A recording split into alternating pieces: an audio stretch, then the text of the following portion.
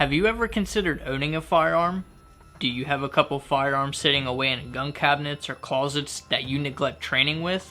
These are questions that we need to be seriously asking ourselves as we consider the recent news that just came out about the Pittsburgh Police Department. So if you haven't already heard, last week on March 11th, Pittsburgh PD is only responding to calls of in-progress emergencies from the hours of 3 a.m. to 7 a.m. in an attempt to reduce department call volume from 200,000 down to 50,000 calls this year. And according to Police One, the report reads, it will remove desk officers from precincts between the hours of 3 a.m. to 7 a.m. and reduce the number of overnight officers on shift. The staffing plan designed by Police Command is a direct response to a seriously understaffed police department, said Bob Swartzwelder, FOP Union President. I'll leave a link down in the description box, that way you guys can check this report out for yourselves. Guys, when we defund the police, this is what we get.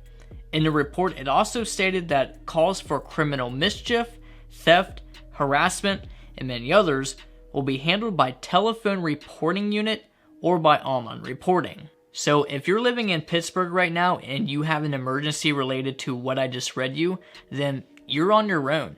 Don't expect the police to come help you. Now, I don't recommend you go watch it, although a lot of us probably already have, but it reminds me of the popular movie franchise called The Purge. All crime is legal within a 12-hour window, and no emergency services will be there to help you.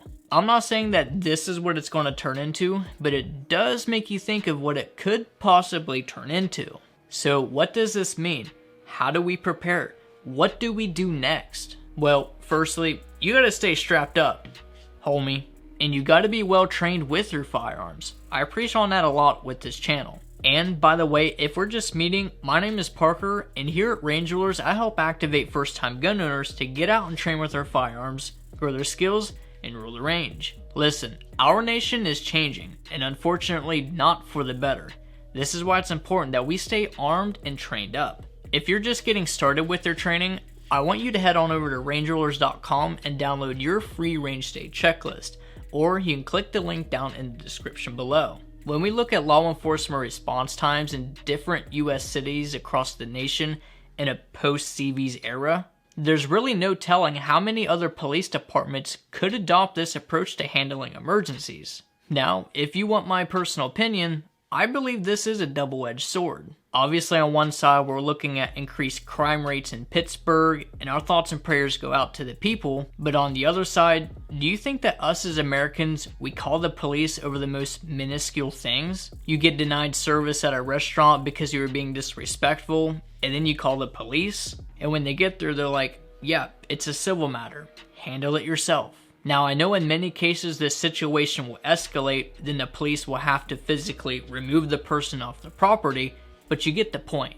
Having less governmental policing could actually allow us as Americans to take more responsibility for ourselves and lead us to become stronger as people. But what do I know? I'm just a 24-year-old on the internet talking to a camera. Let me know your thoughts in the comments. Is there anything I'm missing? Again, get my free checklist at rangerulers.com, link in the description below. And if you're ready to buy your first handgun, click this video right here before you buy so you can know which is right for you.